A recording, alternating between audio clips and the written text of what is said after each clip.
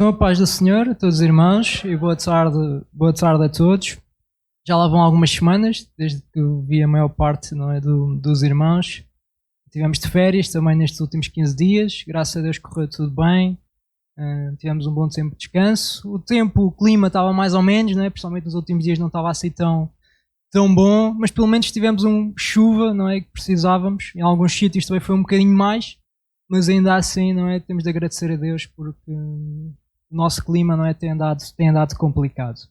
Então, irmãos, o que eu gostaria de partilhar nesta tarde com os irmãos tem sido algo que também Deus tem trazido ao meu coração, ter falado comigo, em primeiro lugar também, e era isso que eu também gostaria de partilhar nesta tarde com os irmãos.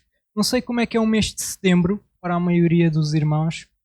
Para mim, muitas vezes, e na maior parte dos anos, idade também que fui estudante, não é, muitos anos, acaba por ser um novo ano, até muito mais do que propriamente o mês de janeiro, não é? Que é quando muda o ano, mas o setembro é aquele mês, não é? Onde o ano letivo começa, não é? Os jovens, as crianças voltam à sua escola. Muitas vezes também é a altura onde a maior parte das pessoas, ou quase todas as pessoas, já foram de férias, não é? Já estão no regresso aos trabalhos, a coisa já voltou um pouco, não é, à normalidade, e nós começamos a entrar, não é, numa rotina mais normal, e mesmo enquanto igreja, não é? É isso que também muitas vezes acontece. A escola dominical hoje está a começar também, não é? E pouco a pouco as rotinas e as novas dinâmicas, ou aquilo que vai também surgindo, nós vamos começando, não é? Acaba por ser um mês de recomeços. E antes de falar um bocadinho acerca disso, nestas férias também parei para refletir, e penso que é importante nós também pararmos para refletir, sabemos onde nós estamos, não é? Como está a nossa vida, como está as nossas circunstâncias, o que é que está à nossa volta, em que momento, não é, da nossa sociedade nós estamos, e também olhar para a Bíblia e perceber o que é que nós esperamos, quais são as nossas expectativas, mas acima de tudo, quais são as expectativas de Deus para nós. Eu gostaria de convidar os irmãos a abrirem comigo em 1 Tessalonicenses, capítulo 4.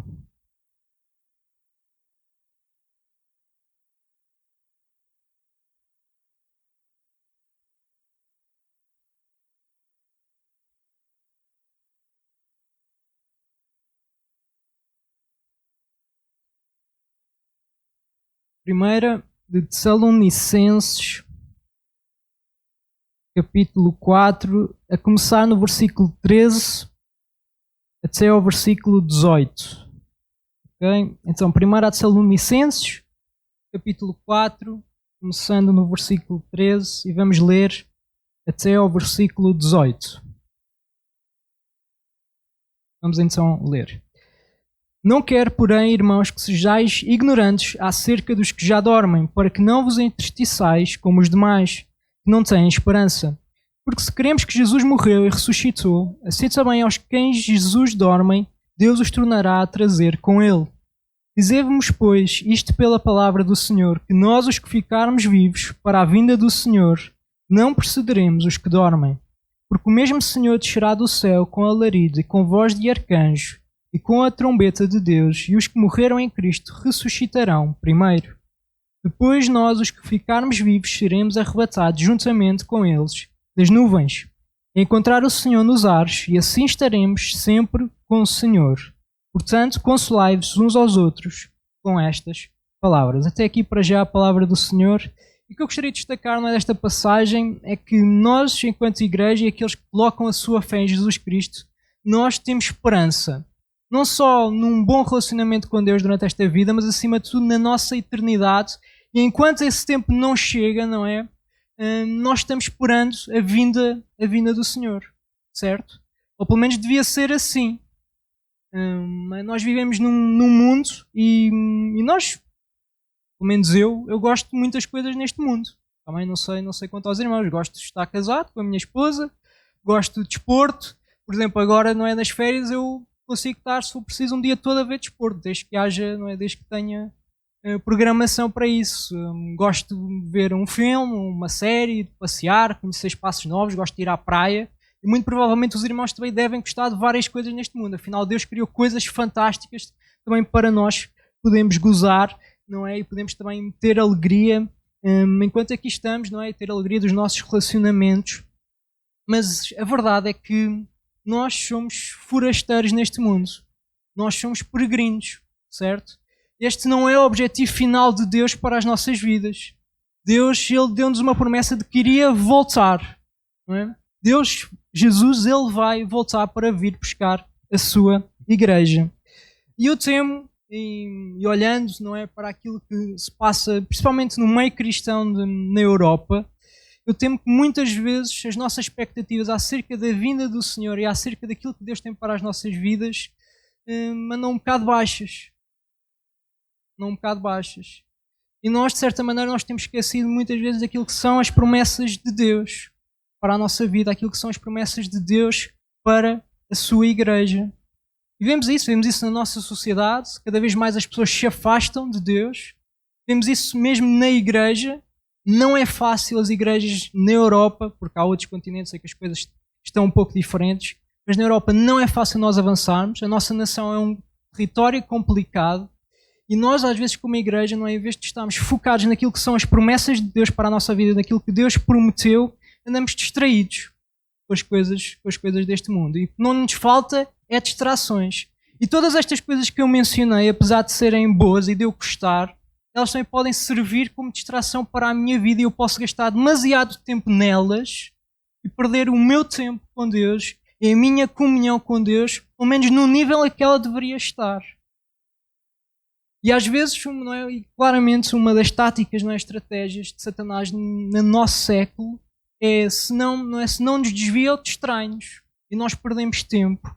Mas Jesus, ele diz que ele vai voltar e nós estamos nos últimos tempos. A vinda do Senhor está cada vez mais próxima e nós não podemos dormir. Nós temos de vigiar e temos de ser extremamente, está-me a faltar o termo, extremamente intencionais, lembrei. Extremamente intencionais naquilo que é a nossa, não é, na nossa vida com Deus, naquilo que é a nossa vida diária, naquilo que é a nossa vida pessoal e naquilo que nós somos enquanto igreja e devemos ser todos os dias. Então aqui em 1 Tessalonicenses, no capítulo 4, vemos que o Senhor, Ele irá descer do céu. Então esta é uma expectativa que nós devemos ter enquanto igreja e nós precisamos amar a vinda do Senhor. Não é? E um bom recomeço para nós era realmente nós voltarmos ou renovarmos aquilo que é a expectativa acerca da vinda do Senhor. Porque vai ser algo fantástico. É verdade, nós podemos gostar deste mundo, mas aquilo que Deus tem guardado para nós, quer nós entendemos ou conhecemos, não conhecemos naturalmente ainda, mas é fantástico. E nós devemos ter expectativas em relação a isso. Também durante este tempo, enquanto nós estamos aqui, em Mateus capítulo 28, versículo 18 a 20, poderíamos também ir a Marcos, é uma passagem conhecida, fala acerca da grande comissão, basicamente é o resumo daquilo que é a nossa missão enquanto igreja. Mateus capítulo 28, versículo 18 a versículo 20.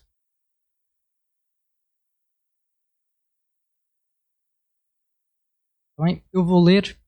E chegando-se Jesus, falou-lhes dizendo: é-me dado todo o poder no céu e na terra. Portanto, ide, ensinai todas as nações, batizando-as em nome do Pai e do Filho e do Espírito Santo, ensinando-as a guardar todas as coisas que eu vos tenho mandado. E eis que estou convosco todos os dias, até à consumação dos séculos. Amém. Então aqui temos, não é, a nossa missão, aquilo que devia ser o nosso foco enquanto nós estivermos aqui.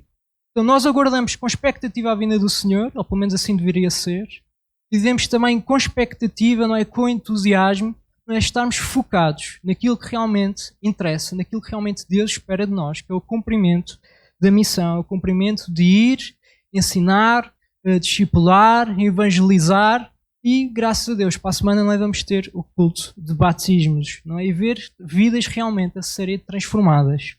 Mas para que vidas possam ser transformadas, as nossas vidas devem ser as primeiras também a serem transformadas. Porque, afinal de contas, nós somos o remanescente, não é?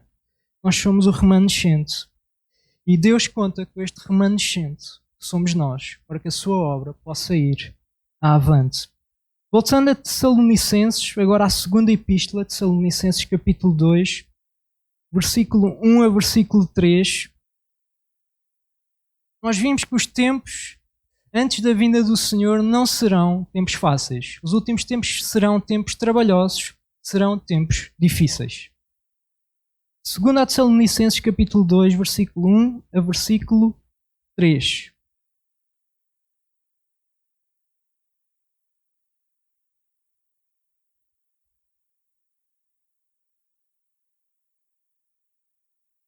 Ora, irmãos, rogamo-vos, pela vinda de nosso Senhor Jesus Cristo e pela nossa reunião com Ele, que não vos moveis facilmente do vosso entendimento, nem vos perturbeis, quer por espírito, quer por palavra, quer por epístola, como de nós, como se o dia de Cristo estivesse já perto. Ninguém de maneira alguma vos engane, porque não será assim, sei que antes venha a apostasia e se manifeste o homem do pecado, o filho da perdição. Então, tempos complicados vão antever a vinda do Senhor. Mais algumas passagens, os irmãos agora não precisam de abrir também, que eu vou ser muito breve. 1 Timóteo capítulo 4, versículo 1, diz: mas o Espírito expressamente diz que nos últimos tempos apostatarão alguns da fé, dando ouvidos a espíritos enganadores e a doutrinas de demónios. 2 Timóteo capítulo 3, versículo 1, Paulo também escreve a Timóteo dizendo: sabe, porém, isto, que nos últimos dias sobrevirão tempos trabalhosos. Ainda outra epístola, 2 de Pedro, capítulo 3, versículo 3, diz: sabendo primeiro isto, que nos últimos dias virão escarnecedores, andando segundo as suas próprias concupiscências, dizendo: onde está a promessa da sua vinda? Porque desde que os pais dormiram, todas as coisas permanecem como desde o princípio da criação. Para terminar, só mais uma passagem, também referente àquilo que estamos aqui a ver. Mateus capítulo 24, versículo 3. Diz: estando assentado no Monte das Oliveiras, chegaram-se a ele os seus discípulos, em particular dizendo: diz-nos quando serão essas coisas e que sinal haverá da tua vinda e do fim do mundo. Nesse tempo, muitos, versículo 10 a 12, nesse tempo, muitos serão escandalizados e trair-se-ão uns aos outros, e uns aos outros se aborrecerão. E surgirão muitos falsos profetas e enganarão a muitos. E por se multiplicar a iniquidade, o amor de muitos se esfriará. Não é assim um bom quadro, pois não? Não é nada bom. Não é um quadro nada apelativo. Não são bons tempos para se viver. Não são tempos fáceis. Também não sei se alguma vez houve tempos fáceis. Talvez quando Adão e a Eva, antes de pecar, mas desde aí acho que não houve tempos fáceis. Mas ainda assim, o que a Bíblia nos diz é que os últimos tempos serão tempos especialmente trabalhosos, tempos especialmente difíceis. Inclusive, diz que a nossa fé ela será testada e que nós precisamos ter cuidado, porque alguns não vão resistir na sua fé. Então são tempos difíceis. E nós vemos claramente, também não estou a dizer que o Senhor vai voltar hoje ou amanhã, pode ser, mas não sei. Não sei se vai voltar daqui a 1 ano, 10, 100, mas sei que os sinais estão aí. Sei que o nosso planeta está em contrarrelógio. Sei que as coisas não estão fáceis.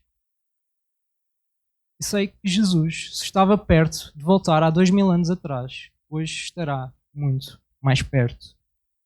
Então este é o tempo em que nós vivemos. Devemos aguardar com expectativa na segunda vinda do Senhor. Temos uma missão em mãos até que o Senhor venha. Mas os tempos não é em que Deus nos chamou para cumprir esta missão, porque se nós estamos vivos, este é o nosso tempo. Okay? Este não é o tempo de Moisés, este não é o tempo de Eliseu, este não é o tempo de Pedro, este não é o tempo de Paulo, este é o nosso tempo. Este é o nosso tempo. O Deus é o mesmo. Deus não mudou. Deus continua a ser o mesmo. O que Ele prometeu, Ele sempre cumpriu e sempre vai cumprir. Então os tempos podem ser difíceis. E são. Mas o nosso Deus, desde quando é que para Ele há tempos difíceis? Desde quando é que para Ele os problemas são grandes? Deus não tem problemas, pois não? Eu acho que não. Nós temos. Mas Deus Ele não tem. Deus está sempre no controle de todas as coisas. No controle dos tempos. Então nós temos um Deus a quem recorrer. Nós temos um Deus a quem podemos confiar. Nós temos um Deus em quem podemos buscar. E penso que esse é o chamado para nós nestes dias. Porque não é só isto que diz acerca dos últimos tempos. Porque Deus, Ele sempre prometeu estar com aqueles que seriam fiéis. Com aqueles que colocariam a sua fé nele. Deus prometeu derramar do seu Espírito em Joel capítulo 2, versículo 28 a 29. Isto no Antigo Testamento ainda. Já Deus falava acerca de derramaria do seu Espírito. Versículo 28 e 29 de Joel capítulo 2 diz: E há de ser que depois derramarei o meu Espírito sobre toda a carne, e vossos filhos e vossas filhas profetizarão, os vossos velhos terão sonhos, os vossos jovens terão visões, e também sobre os servos e sobre as servas naqueles dias derramarei o meu Espírito. Então, irmãos, estes são os nossos dias. Estes são os tempos em que nós também vivemos. Então há uma escolha. Ou vamos com a corrente do nosso mundo, com a corrente da nossa sociedade, diria até às vezes com a corrente em certas igrejas. Acredito que essa não é a nossa corrente. Mas, irmãos, nós podemos escolher estar com Deus. Nós podemos escolher ser intencionais. E nós precisamos de ser intencionais nos tempos em que nós vivemos. Porque existe muita coisa a querer roubar a nossa atenção. Inclusive coisas que nós até gostamos, coisas que são aparentemente inofensivas, mas nós gastamos demasiado tempo nelas. E gastamos demasiado, ou investimos, não é gastar, investimos demasiado pouco tempo a estar com o nosso Deus. E às vezes falamos, não é, de avivamento, e as coisas já não eram como eram. Deus não mudou, Deus continua a ser o mesmo. Quem mudou fui eu e foi o irmão. Eu confessava aos irmãos lá em Abrantes, isto antes de ir de férias, que eu cheguei, não é, antes de ir de férias, eu estava completamente exausto. Acho que ainda não recuperei totalmente, acho que ainda estou a recuperar. Mas estava completamente exausto. Tivemos obras de remodelação na igreja, mas isso não é desculpa. Mas estava completamente exausto. E espiritualmente estava completamente, e ainda estou a tentar recuperar, estava vazio. Não tinha muito para dar, ou quase nada, ou nada para dar às vezes. Isto não pode ser a nossa vida, isto não pode ser a minha vida, isto não pode ser a vida enquanto filhos de Deus. Nós somos chamados a um relacionamento íntimo. Porque quando não é Deus, Ele nos manda ir, e não é ainda Atos, quando Jesus diz, não é, sereis minhas testemunhas, no versículo 8, recebereis poder, este versículo eu tenho para aqui, não é, versículo 8, Atos capítulo 1, mas recebereis a virtude do Espírito Santo que há de vir sobre vós e serem-me testemunhas, tanto em Jerusalém como em toda a Judeia e Samaria e até aos confins da terra. Deus disse que eles receberiam poder, mas Ele também antes, no versículo 4, o que é que Ele diz? Diz, e comendo com eles, determinou-lhes que não se ausentassem de Jerusalém, mas que esperassem a promessa do Pai, a qual disse Ele, de mim ouvistes. Porque João, na verdade, batizou com água, mas vós sereis batizados com o Espírito Santo, não muito depois destes dias. Então isto era fundamental. E quanto nós, igreja, aquilo que, com a sensação clara que eu vi das férias, e penso que é a sensação também clara que nós devemos ter enquanto igreja, é que nós precisamos de um recomeço, de um Pentecostes. Nós precisamos de um novo Pentecostes sobre as nossas vidas. Nós precisamos de um novo avivamento nas nossas vidas, porque senão nós não vamos conseguir ser a igreja que Deus nos chamou para ser. Não vale a pena. Eu tentei, fiquei exausto. Rebentei-me todo. E ainda estou a pagar o preço. Porque as nossas forças, mesmo sendo jovens, elas acabam. E não dá simplesmente para servir com pouco tempo buscando a Deus. Nós temos de mudar. Nós temos de mudar. E não somos só nós, obreiros, mas também são as igrejas, cada um dos irmãos. Nós precisamos de investir tempo em conhecer o nosso Deus. Nós precisamos de investir tempo em oração. E quando nós o fizermos enquanto igreja, enquanto obreiros, enquanto pastores, enquanto igreja, as coisas vão mudar. Porque Deus, Ele não mudou. Fomos nós que mudamos. Então este é o mote, irmãos. Nós precisamos de renovação espiritual nas nossas vidas. Nós precisamos do novo Pentecostes. Nós precisamos de intensificar o nosso relacionamento com Deus. Não somente para nos sentirmos bem. Não somente para nos sentirmos bem. Porque às vezes, não é, nós gostamos de experiências e às vezes Vemos pessoas a ser batizadas com o Espírito Santo. Isto acontece muito, principalmente nos retiros de jovens. Não é? E temos aqui alguns jovens, sei que alguns de vocês estiveram no retiro. No retiro é sempre tudo muito fantástico e muito incrível. Mas eu vi N jovens. E aconteceu comigo também. Nós somos batizados com o Espírito Santo e há ali uns dias em que nós estamos, não é? Ele, até parece que andamos nas nuvens. Mas depois os dias vão passando e voltamos ao mesmo. Porquê? Porque aquilo que nós fizemos no retiro, nós já não o fazemos em casa. Esse é o problema. E não é só dos jovens. É o problema também daqueles que são mais velhos. Porque nós deixamos de buscar ao Senhor. E o nosso tempo de oração não é suficiente para que Deus avive as nossas vidas. Porque nós não estamos assim tão interessados, nem tão expectantes acerca da vinda do Senhor, porque nós gostamos da nossa vida aqui. Essa é a realidade. Essa é a verdade. Eu disse aos irmãos, e é verdade, eu consigo estar um dia todo inteiro a ver desporto na televisão. Estou a fazer alguma coisa de errado? Não. Não é pecado ver desporto. Mas é pecado se eu estiver a negligenciar o meu tempo com Deus.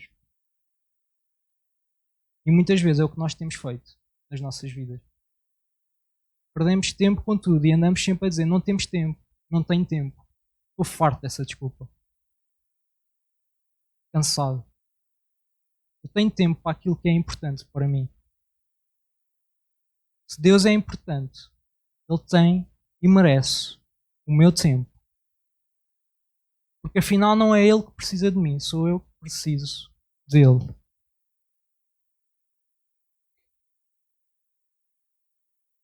Jovens, vocês nunca terão mais tempo do que têm agora.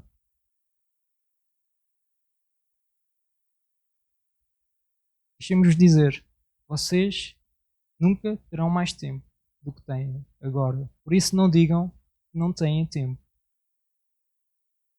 Este é o tempo que vocês deveriam aproveitar, porque têm menos responsabilidades. Não terão outro tempo como este. Se vocês querem que a vossa geração seja diferente daquilo que a minha geração tem sido até agora, vocês têm de buscar ao Senhor.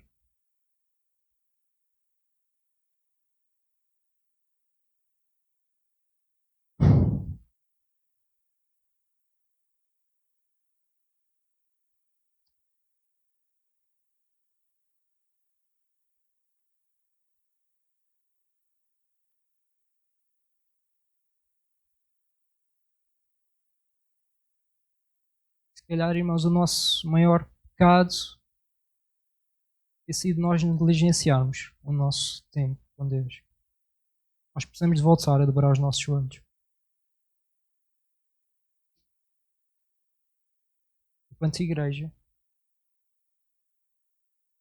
na nossa vida devocional, na nossa vida diária. Porque os tempos eles são difíceis e não vão melhorar. A nossa sociedade ela não vai melhorar. Hoje em dia é mais fácil a nossa sociedade influenciar a igreja do que a igreja influenciar a sociedade onde ela vive. E nós não fomos chamados para viver desta forma. As pessoas deviam olhar para nós e deviam querer ser como nós. Sim, há pessoas que nos vão odiar porque odeiam Deus. É verdade. Ou há pessoas que nos vão amar ou há pessoas que nos vão odiar. Não dá para ser neutro. Não dá para ser neutro. E nestes últimos tempos, nós temos de decidir o que é que nós queremos ser. O que é que eu quero ser. O que é que os irmãos querem ser. Não vai dar para ser neutro. Vemos nas cartas do Apocalipse, não é? Um dos problemas é que a igreja ela se tornou muitas vezes, algumas delas, neutra. Por um lado buscava o Senhor, por outro lado estava ligado ao mundo em que vivia. E ligado no mau sentido, tá bem? Porque nós, evidentemente, sempre estaremos ligados de alguma forma à sociedade onde nós vivemos e devemos estar, tá bem? Não devemos ser aliens. Pelo contrário. Mas, irmãos, este é o nosso tempo. Não sabemos quanto tempo teremos, não sabemos até quando a vinda do Senhor tardará, não é não é tardará, mas quando acontecerá, mas este é o nosso tempo.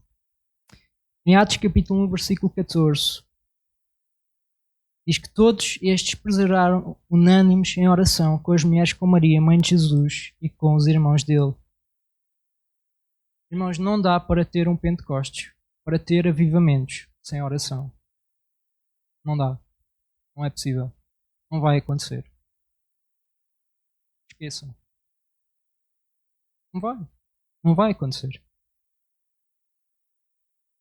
Todos os avivamentos que nós temos na Bíblia, todos os avivamentos que nós vemos a acontecer, todos eles são, não é, precede-se a oração, precede-se intimidade com Deus, precede-se arrependimento e mudança de atitude, mudança de comportamento. Faça aquilo que são as promessas de Deus, faça aquilo que Deus quer para as nossas vidas. E muitas vezes nós temos de dizer, sim Senhor, é verdade, temos falhado, ajuda-nos a mudar. E eles perseveraram, unânimes. Não sei quando é que nós, ou aqueles que ainda não foram batizados, serão, quando é que seremos renovados, não sei, mas uma coisa eu sei, temos de perseverar. E se perseverarmos, hoje, ou amanhã, para a semana, mas vai acontecer. Porque Deus, Ele é fiel nas suas promessas. Amém? Só para terminar, ler mais uma passagem. Atos capítulo 2. Atos capítulo 2. Depois queria deixar apenas mais um exemplo. Atos capítulo 2, versículo 1. Vamos ler aqui esta passagem referente ao dia de Pentecostes. Então diz que, cumprindo o dia de Pentecostes, estavam todos reunidos no mesmo lugar. E de repente veio do céu um som, como de um vento veemente e impetuoso, e encheu toda a casa em que estavam sentados. E foram vistas por eles línguas repartidas como de fogo, as quais pousaram sobre cada um deles. E todos foram cheios do Espírito Santo e começaram a falar em outras línguas, conforme o Espírito Santo lhes concedia que falassem. E em Jerusalém estavam habitando judeus, varões religiosos de todas as nações que estão debaixo do céu. E correndo aquela voz, ajuntou-se uma multidão e estava confusa, porque cada um os ouvia falar na sua própria língua. E todos pasmavam e se maravilhavam, dizendo uns aos outros, pois que não são galileus todos esses homens que estão falando? Como, pois, os ouvimos cada um na nossa própria língua em que somos nascidos? Partos e medos, elamitas e os que habitam em Mesopotâmia, Judeia, Capadócia e Ponto e Ásia e Frígia e Panfília, Egito e partes da Líbia, junto a Cirene, e forasteiros romanos, tanto judeus como prosélitos, cretenses e árabes. Todos os temos, ouvido em nossas próprias línguas falar das grandezas de Deus.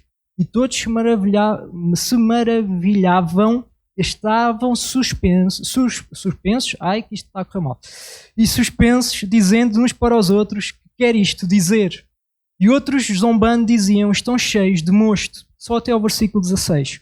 Pedro, porém, pondo-se em pé com os 11, levantou a voz e disse-lhes, varões judeus e todos os que habitais em Jerusalém, seja-vos isto notório e escutai as minhas palavras. Estes homens não estão embriagados, como vós pensais, sendo esta a 3ª hora do dia. Mas isto é o que foi dito pelo profeta Joel. Nós já tínhamos lido há pouco aquilo que Joel, também onde estava escrito, não é? Em Joel capítulo 2, versículo 28 a versículo 29. Só aqui realçar uma coisa, versículo 12 e 13. No 12 diz que todos se maravilhavam e estavam suspensos, dizendo uns para os outros, que quer isto dizer? Mas outros, não é, zombando, diziam, estão cheios de mosto. Sempre haverá duas atitudes, dois comportamentos, faça aquilo que é a palavra de Deus, faça aquilo que são as promessas de Deus. Infelizmente, se calhar muitas vezes, as atitudes positivas ou comportamentos corretos será sobre um remanescente e não propriamente sobre a maior parte das pessoas. Mas que nós possamos ser este remanescente. Que Deus nos faça ser este remanescente. Fica, espera no Senhor. E persevera no Senhor, mesmo quando é duro, mesmo quando é difícil. E gostaria, terminando apenas com um exemplo, um testemunho que li quando estava-me a preparar também para a mensagem. No século XIX, os Estados Unidos da América, eles sofreram um colapso económico em 1850, diz que os bancos fracassaram, os empresários entraram em crise, as estradas de ferro faliram, fábricas foram fechadas e milhões de trabalhadores ficaram desempregados. A situação era desesperadora. Uma das coisas que aconteceu nesses tempos, em 1 de julho de 1857, um senhor chamado Jeremias, um homem de negócios, assumiu o posto de missionário urbano. A sua denominação, à qual ele pertencia, vinha perdendo milhares de membros todos os anos. Ele imprimiu um folheto e o distribuiu em Nova Iorque. Em 23 de setembro, ou seja, mais 2 meses e meio depois, de 1857, ele começou uma reunião de oração com o objetivo de juntar comerciantes, mecânicos e viajantes para buscar a Deus. No primeiro encontro apareceram 6 pessoas. Mais tarde, uma semana pouco depois, já eram 40. Pouco tempo depois, ou algum tempo depois, a reunião deixou de ser semanal e passou a ser diária. Em 6 meses, cerca de 10 mil homens, todos os dias, se reuniam ali em Nova Iorque para orar. Um pouco por todo o país, também nesta altura, outros grupos, e foi acontecendo coisas e situações semelhantes a esta. Diz que o resultado, não é, de todos estes grupos de oração que se foi levantando pela nação inteira, foi um poderoso avivamento que varreu o país e em 2 anos acrescentaram-se às igrejas americanas mais de 1 milhão de pessoas. Todos os avivamentos na história foram precedidos por oração. Então, irmãos, penso que para mim também é isto, de certa maneira Deus também tem falado comigo, é isto que eu queria deixar com os irmãos. Irmãos, independentemente das circunstâncias, independentemente dos tempos, nós precisamos de orar. Se os irmãos não ficaram com mais nada desta pregação, o irmão precisa e eu preciso urgentemente de investirmos, enfatizarmos e darmos ênfase e sermos intencionais na nossa vida de oração. O nosso relacionamento com Deus é a chave para tudo. É a chave para nós sermos cheios do Espírito. É a chave para que as coisas possam começar a fluir naturalmente nas nossas vidas, na vida da igreja. Isto não diz que não vamos ter problemas, não vamos ter lutas, pelo contrário, eu acho que vamos ter se calhar ainda mais lutas e se calhar ainda mais problemas. Pronto, também, não sei se devia ter dito isto, se calhar desmoraliza um bocadinho os irmãos.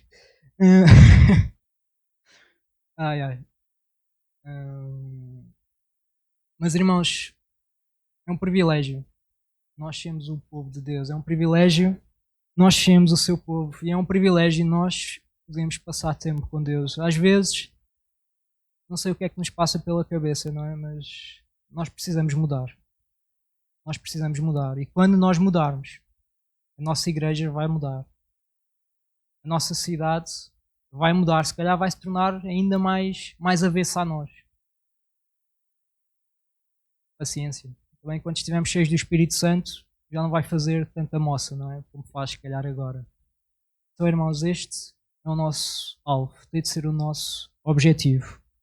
E que este setembro possa ser um recomeço, uma renovação, uma restauração na nossa vida pessoal com Deus, na nossa vida de oração e também na nossa busca pelo batismo e pela renovação do Espírito Santo. Eu gostaria de orar por nós nesta tarde.